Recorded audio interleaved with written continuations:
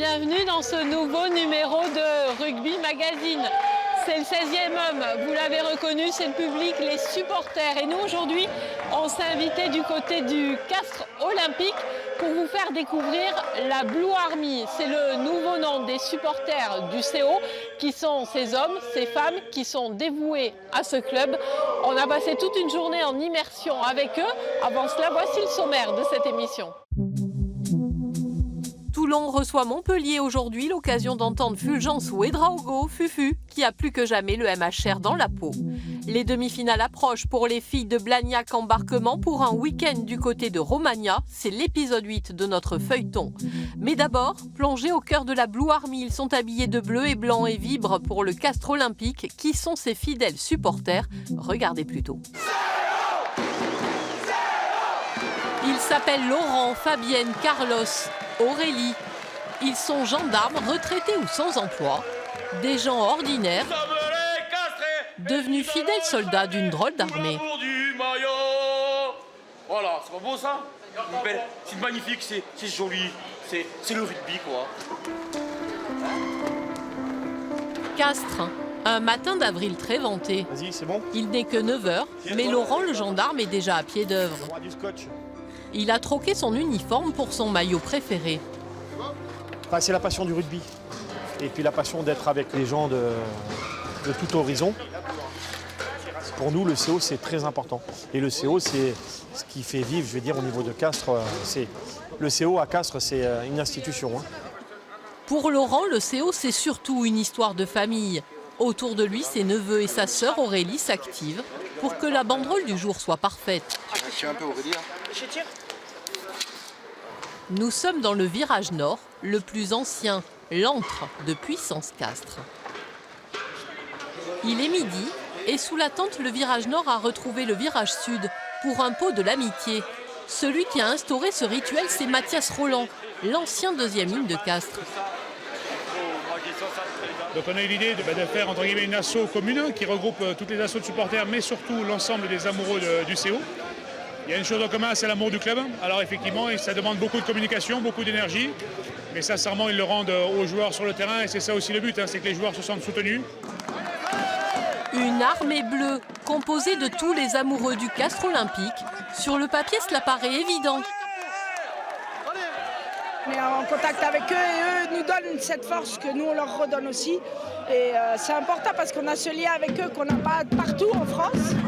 En fait, les joueurs ont servi d'intermédiaires pour apaiser les tensions entre les associations, pour réunir le Nord et le Sud. Ils ont mis en place des petites réunions mensuelles. Il y a des réunions qui sont faites entre Christophe, 3-4 joueurs et les supporters pour leur expliquer ce qu'on fait la semaine, comment ça se passe. Et je pense que c'est important de garder ça parce que voilà, on est une petite ville, on est presque un village, 45 000 habitants et je pense que c'est important qu'on soit tous unis et tous derrière notre équipe et la Blue Army le fait très bien. Et au final, tout le monde y a trouvé son compte. Grâce aux recettes d'une buvette, le club finance une partie de la Blue Army, permettant aux supporters de faire les déplacements à des prix dérisoires.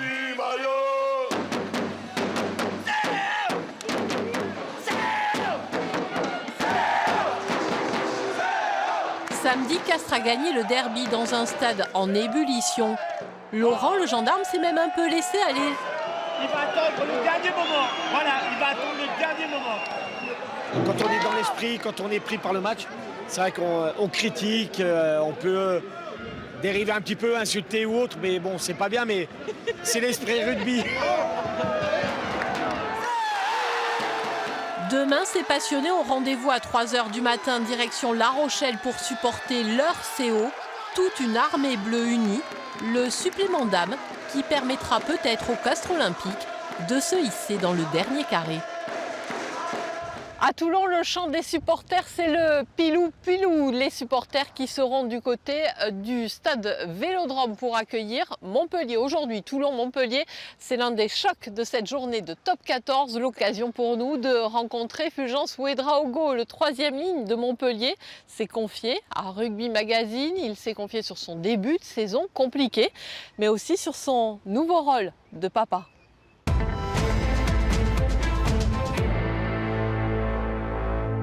Bonjour Fufu. Bonjour Hélène. Je t'appelle Fufu. Ouais, vas-y, tu peux. C'était mieux le rugby avant. J'étais, on va dire, éduqué par la génération qui a connu le rugby non professionnel. On va dire que le rugby, il est plus technique maintenant, c'est beaucoup plus précis, ça demande plus de rigueur. Donc des fois sur certains matchs, on va prendre beaucoup de plaisir parce qu'on va bien jouer. Mais c'est vrai qu'il y a le côté du rugby d'avant qui était sympathique avec ce côté convivial. Je dirais c'était différent avant, mais c'était quand même bien avant aussi. T'as parié ton scooter avec François pour le match de Toulon. J'ai pas de scooter donc. T'en as eu un? Non, j'en ai eu un, mais je l'ai plus. Mais non, j'ai pas parlé de scooter. On n'a même pas parlé du match. Je l'ai vu le week-end dernier. On n'a même pas parlé de ce match. Donc on n'a même pas parlé de rugby et on se reparlera qu'après le match. Non, je rigole. Ton rêve le plus fou? Mon rêve le plus fou, je pense que je l'ai réalisé il y a pas longtemps. C'était être père.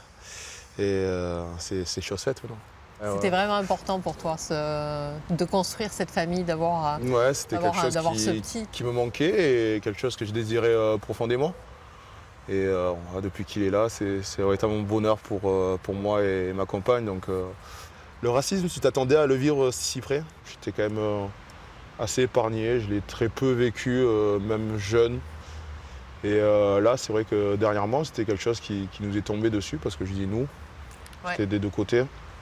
Et c'est vrai que ça m'a beaucoup surpris. Je pensais que les mentalités elles avaient bien plus évolué que ça. Enfin, des pensées de certaines personnes qui disent qu'on va faire disparaître la race blanche, quoi. C'est un peu... Vous avez porté plainte? Ouais, on a porté plainte parce qu'il y a quelqu'un qui voulait atteindre ma vie. Il a envoyé des messages à Ariane où il disait qu'il voulait me tuer, qu'il ne comprenait pas pourquoi elle sortait avec un noir. Voilà, des choses dans ce genre. Donc oui, on n'a pas laissé passer, on a porté plainte. Tu gardes quelles attaches avec le Burkina? Moi, j'ai mon frère et ma sœur qui vivent au Burkina et une grande partie de ma famille. Donc je garde cette attache-là avec le Burkina. Voilà, je suis de près l'actualité et je garde un contact très proche avec les gens de ma famille. Est-ce que tu veux les joueurs dans ce club? Pour l'instant, oui. J'espère. J'espère. Là, il y a beaucoup de chances pour que oui, je sois le joueur d'un seul club. Tu t'es posé la question de partir ou pas? Oui, plusieurs fois. Plusieurs fois, je me suis posé la question s'il fallait que je parte ou pas, quelle a été la meilleure décision à prendre pour ma carrière, pour moi personnellement aussi. Qu'est-ce qu'on peut te souhaiter? Un titre? Ouais, ce serait bien, ce serait bien. Oui, un titre et la santé, c'est le primordial. Et d'autres bébés? Et d'autres bébés. Plein de bébés. Va le retrouver, merci Fufu. Merci.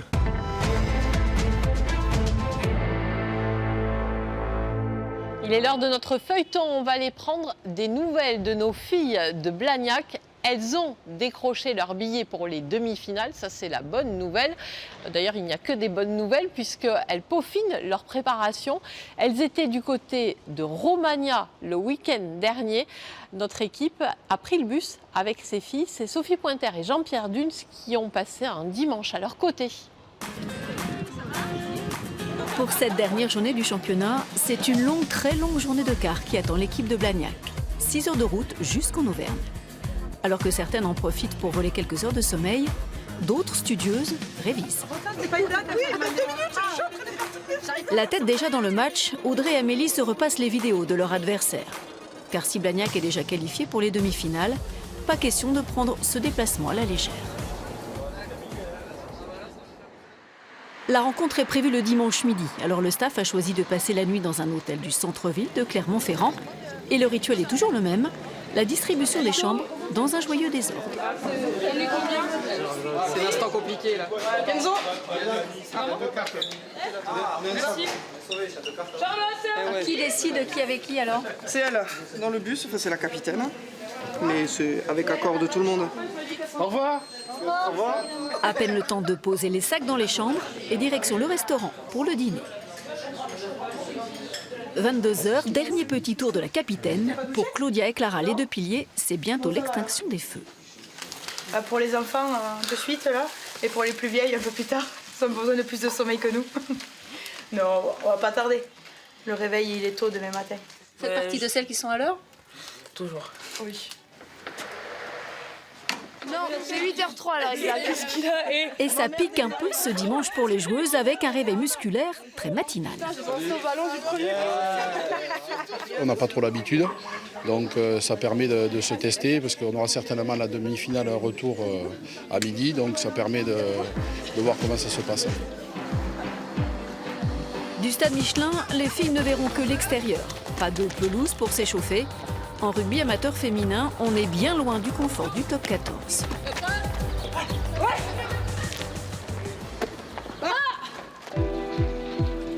L'événement pour cette ultime journée du championnat, c'est surtout la présence des caméras d'Eurosport.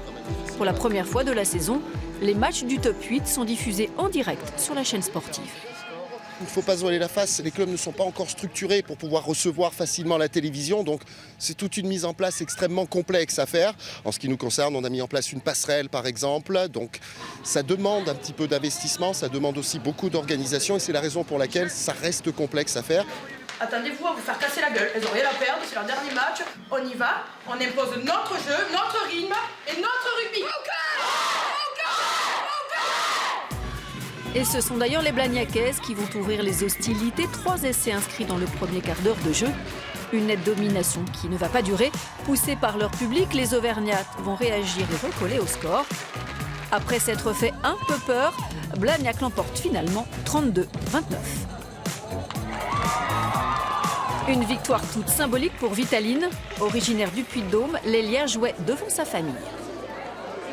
Ici, on aime le rugby, on vit rugby et tout le monde nous suit. Après, bon, aujourd'hui, on aurait aimé faire un plus beau résultat. Et, enfin, le résultat est là, mais pas trop la manière. Bon, mais on va repartir, on va travailler et on espère faire mieux la prochaine fois. Et la prochaine, ce sera bien sûr le choc face à Montpellier en demi-finale. En attendant, les filles profitent de leur dernier moment de détente.